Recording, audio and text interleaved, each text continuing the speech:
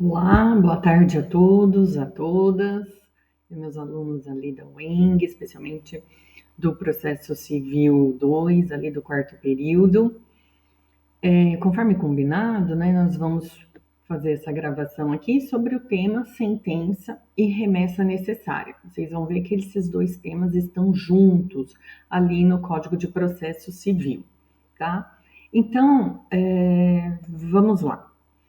Antes de começarmos, né, para a gente falar de sentença, o que é exatamente a sentença em si, vamos relembrar ali, né? Peço de novo, né? Desculpas aí, o slide cortou, tentei arrumar durante horas, mas não consegui.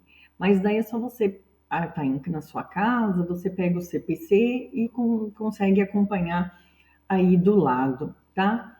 Vamos lá. Relembrando, sentença, nós já vimos, né, lá no processo civil 1, né, lá dentro do assunto pronunciamentos judiciais, né, pronunciamentos do juiz, os atos judiciais, que são sentença, decisão interlocutória e despacho.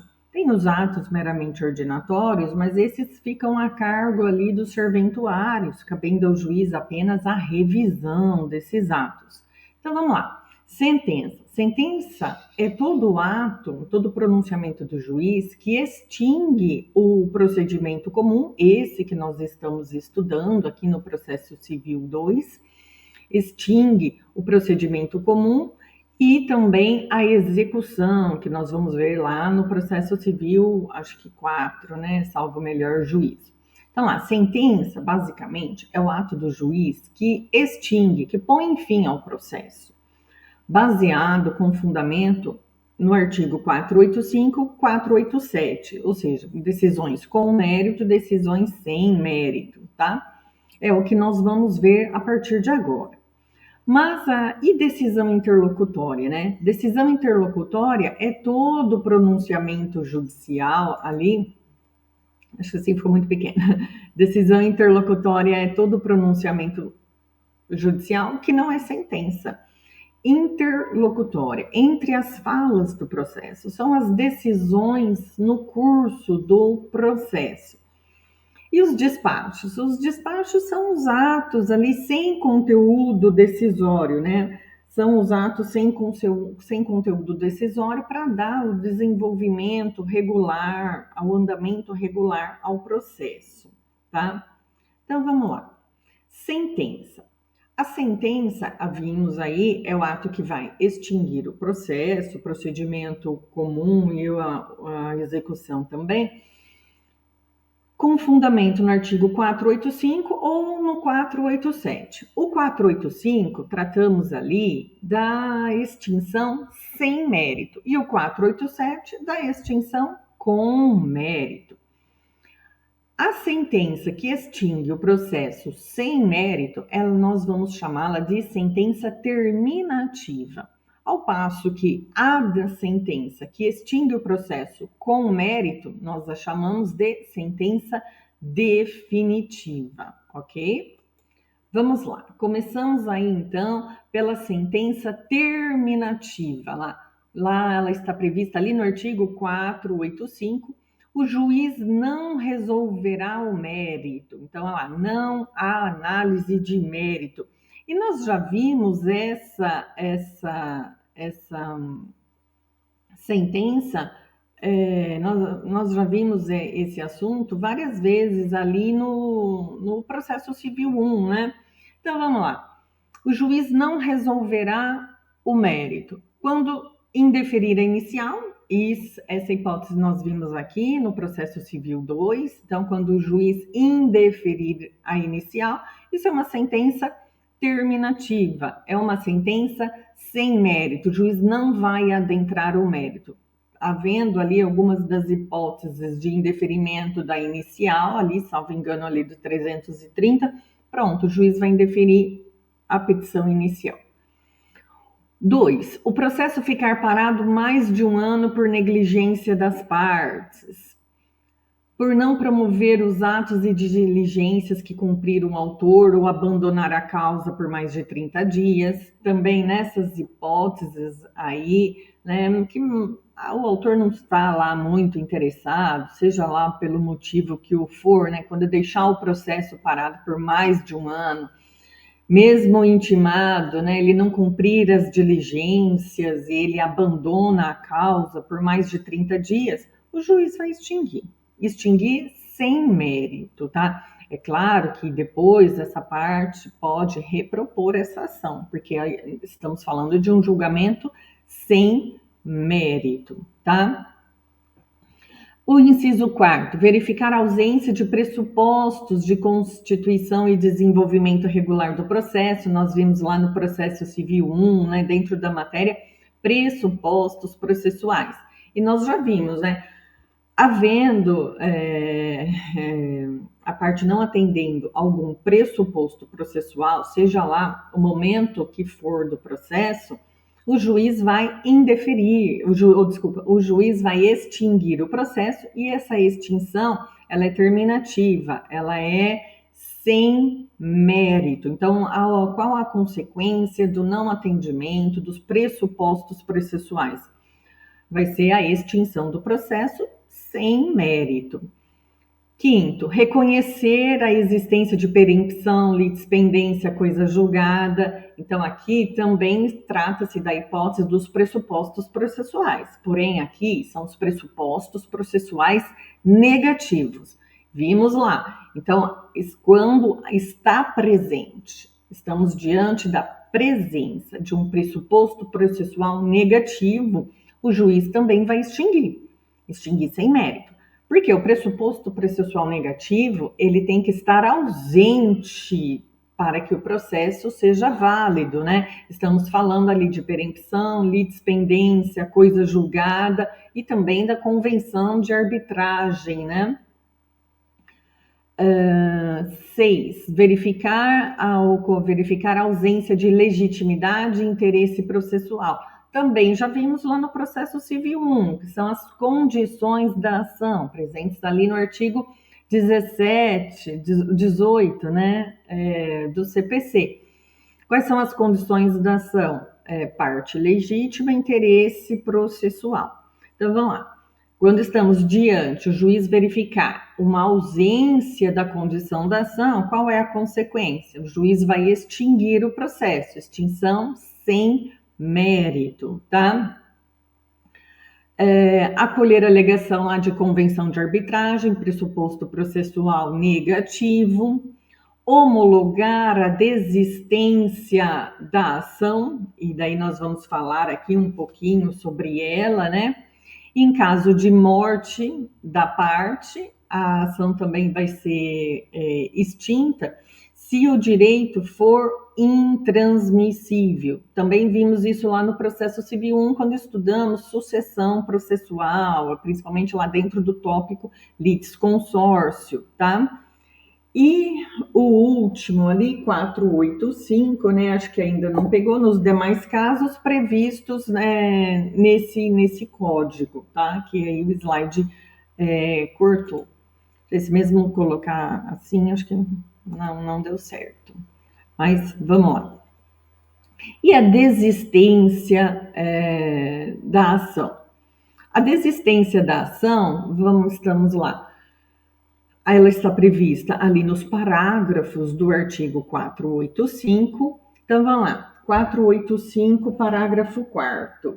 Oferecida a contestação, o autor não poderá, sem o consentimento do réu, desistir da ação. Estou lendo aqui com o meu CPC, que vocês já conhecem, né? Meu amarelinho aí. A desistência da ação, ela pode ser apresentada até a sentença. Lá no processo civil 1, né, quando a gente fala da desistência da ação, eu até falo, olha, isso aí a gente vai ver lá no processo civil 2, a gente só menciona quando nós analisamos o artigo 200 do CPC. O artigo 200 nos diz lá que ele traz a preclusão, ele traz os atos das partes, e é um artigo que nos dá base também para a preclusão consumativa, né? os atos das partes produzirão efeitos imediatamente. Isso é a preclusão consumativa. Depois que você fez o ato, posso refazer? Posso complementar? Posso fazer de novo? Em regra, não, por conta da preclusão consumativa. Mas traz lá o parágrafo único do 200, né? A desistência da ação. Aqui tá ruim para eu ver, né? Deixa eu ver, a desistência da ação só produzirá efeitos após a homologação judicial.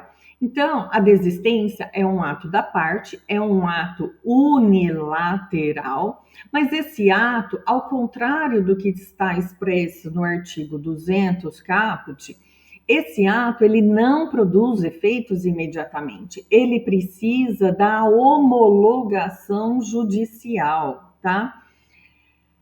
Então, relembramos dele lá do artigo 200. E agora, onde que está essa homologação judicial? Está aqui no artigo 485, parágrafos, né? Que vai nos trazer exatamente o momento para até quando eu posso desistir da ação e em que modo eu posso fazer isso. Então, vamos lá. Desistência do processo, está ali no artigo 485. Eu posso desistir do processo, né? Peço desculpas de novo que o slide não ficou do jeito que eu queria, né? Tá meio desorganizado, mas eu não consegui arrumar, né? Eu já consegui melhorar um pouco os slides, né? Usando o Canva, né? Mas ainda na hora que eu passo para colocar aqui dentro do StreamYard, ele desformata, né? Peço desculpas aí. Mas vamos lá. Desistência do processo, está ali no artigo 485. E até quando a parte pode desistir? A parte pode desistir do processo da petição inicial até a sentença, tá? Depois da sentença, obviamente que a parte não pode desistir, né? Depois que ela já conseguiu o pronunciamento judicial, ela virar e falar, não gostei da sentença, vou desistir. Não, agora você tem uma sentença para chamar disso aí. E se você não gostou, recorra, mas desistir não mais é possível, tá? Então, vamos lá. A parte pode desistir da petição inicial até a sentença. Porém, da petição inicial até a contestação, gravem esse marco temporal processual, que é importante, até a contestação, a parte pode desistir independentemente do consentimento do réu.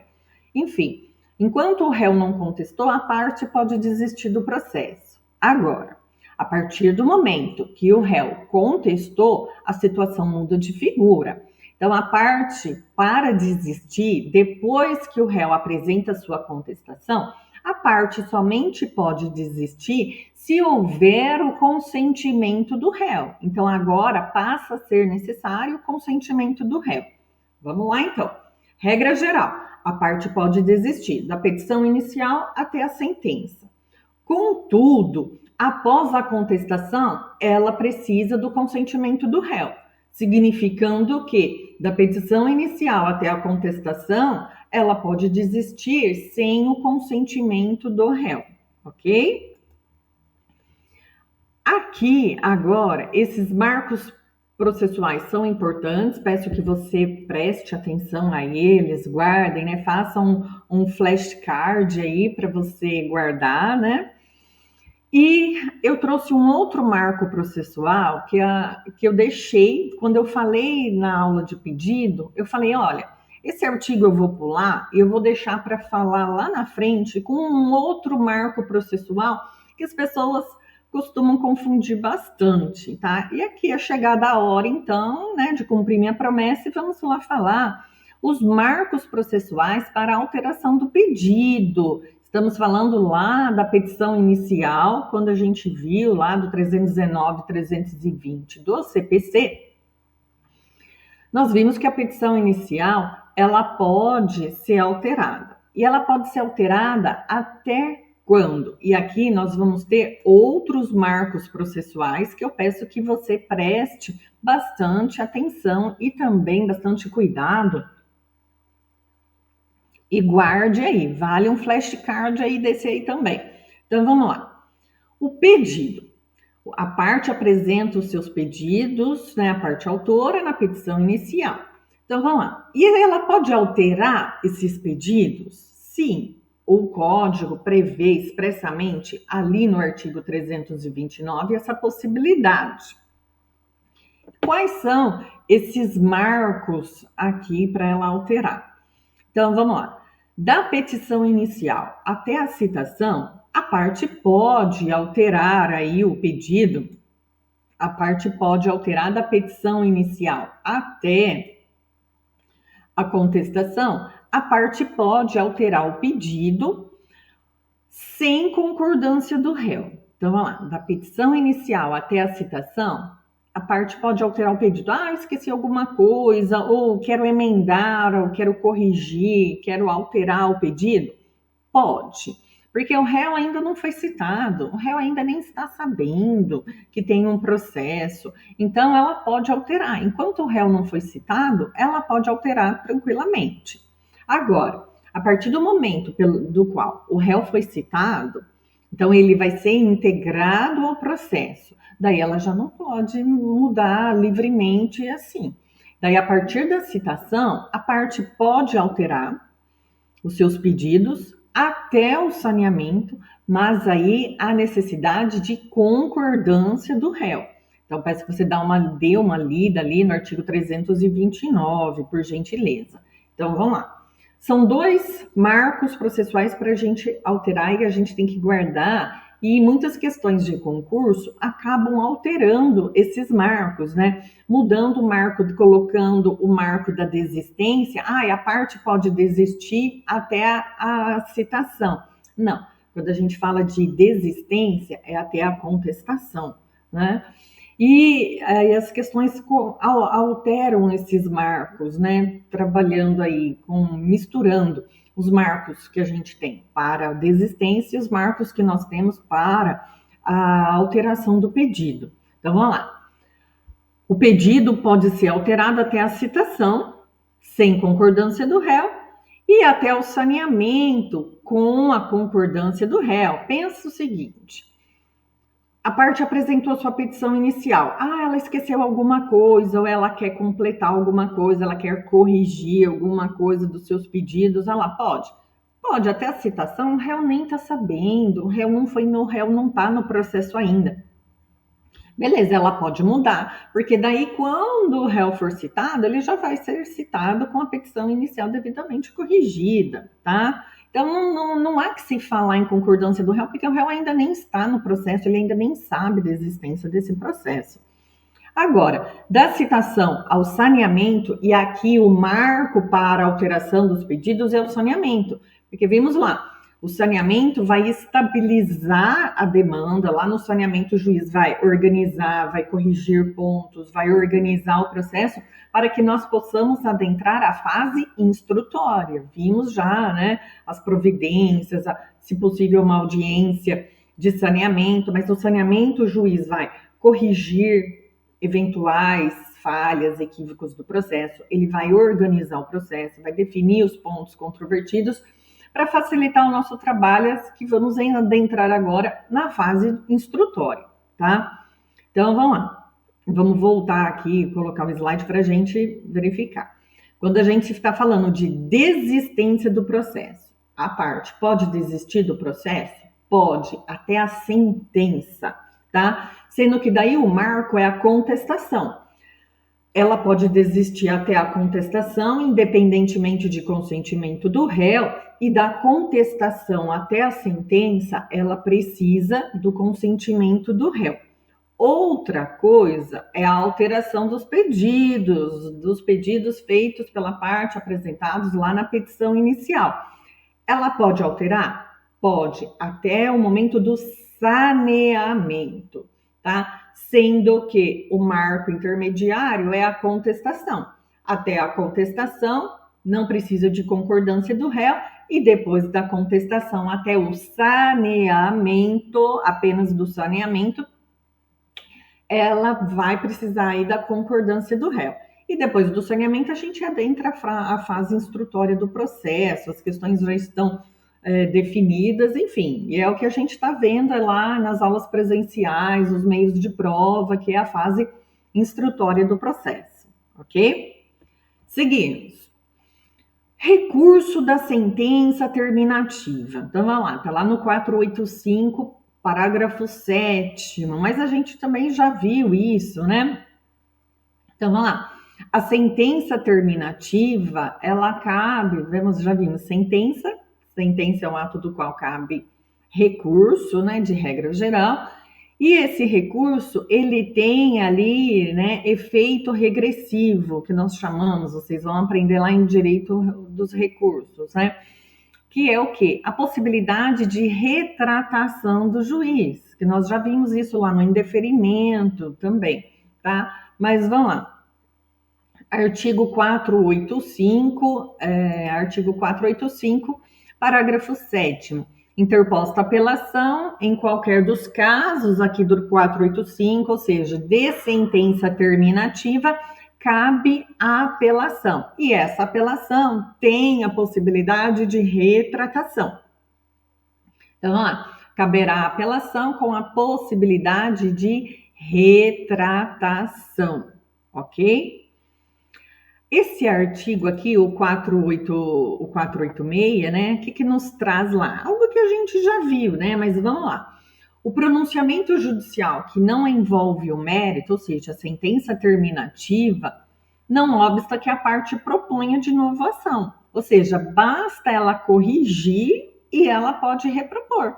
Vimos isso lá diante de falta de condição da ação, falta de pressuposto processual ou a presença de pressuposto processual negativo, a parte ela pode corrigir isso e ingressar novamente, porque a sentença terminativa ela não faz coisa julgada, né? Diferentemente da sentença definitiva, que faz coisa julgada. Mas a sentença terminativa, por não fazer coisa julgada, ela pode ser reproposta. Ela apenas põe fim ao processo sem adentrar o mérito. Então, por não termos juízo de mérito, análise de mérito, não há que se falar em coisa julgada, tá? Então, vamos lá, dá uma olhadinha aqui no artigo 486. É exatamente isso que eu acabei de falar, né? Então, vamos lá. A propositura de nova ação dependerá de correção do vício, né? Nos casos lá de indeferimento da inicial, falta de pressuposto processual, falta de condição da ação, presença de pressuposto processual negativo, que deveria estar ausente, né? Ele estando presente, então, vai ensejar uma sentença terminativa. Mas se corrigirmos isso, daí a gente podemos repropor a ação, porque não faz coisa julgada. Mas vai lá. A questão aqui, atenção, parágrafo 2º, porque nessa segunda ação que a gente vai repropor, é necessário provar o pagamento do depósito e das custas, né, depósito das custas, dos honorários do advogado do processo anterior. Então, vamos lá. Você deu ensejo, você ingressou com o processo e por algum motivo ele foi extinto sem mérito. Ok. Você quer repropor? Tudo bem, você tem esse direito. Mas para você repropor este segundo processo, você tem que mostrar que você não tem nenhum débito, nenhuma pendência que ficou daquele processo primeiro que foi extinto. Ou seja, que você pagou os honorários do advogado, que você pagou as custas processuais. Porque se você não pagou aquelas custas do primeiro processo que foi extinto, você não vai conseguir esse segundo processo, porque é um requisito aqui do 486, ok? Aqui, o parágrafo 3º lá, ele nos diz o quê? O 486, parágrafo 3º. Ah lá, se o autor der causa 3 vezes ao abandono de causa, né? Pode pedir música no Fantástico? Não. Ele vai dar causa à perempção. Lembramos? Vimos lá no processo civil 1, nas aulas de pressuposto processual. Perempção é um pressuposto processual. Então, vamos lá. Se a parte dá ensejo a 3 vezes, né, o abandono da causa, ela pode repropor pela 4ª vez? Não, porque essa 4ª vez a ação é perempta, tá? Ok? Vamos lá. E a sentença definitiva? A sentença definitiva é a sentença de mérito, é a sentença que a gente busca, né? É a sentença que vai resolver a lide, vai aplicar o direito ao caso concreto, vai buscar a pacificação social, enfim, tudo aquilo que a gente estudou lá no processo civil 1. Então, vamos lá. E o que é essa sentença de mérito, né? Vamos lá. A sentença de mérito, ela vai julgar procedente ou improcedente o pedido, né? Atenção aí com a nomenclatura. Os pedidos são julgados procedentes ou improcedentes. Se tiver um julgamento favorável, procedente, julgamento desfavorável, improcedente. Então, o juiz está analisando o mérito, a controvérsia da causa, ele está resolvendo a lide. Então, nesse caso aí é uma sentença de mérito, tá? É a sentença tão almejada aí que a gente busca. Também é sentença de mérito quando ele decide pela prescrição e pela decadência, tá? Pela prescrição e decadência. Ah, Vanessa, mas ele não já julgou a prescrição e decadência lá? E sim, ele pode ter julgado eventualmente lá no 332, que daí já extinguiu o processo e acabou, né? Agora aqui por exemplo, o processo, a questão prescreveu depois, ela prescreveu no curso do processo, o juiz percebeu isso só depois, daí vai ensejar uma sentença de mérito, tá? Aqui. E é a sentença homologatória que reconhece a procedência do pedido, ou seja, se está reconhecendo a procedência do pedido, né, a parte ré, ela reconheceu a procedência do pedido, ou seja, ela está concordando, isso é uma questão de mérito, e o juiz vai homologar, é uma decisão de mérito. Se há transação entre as partes, transação, lembramos, né?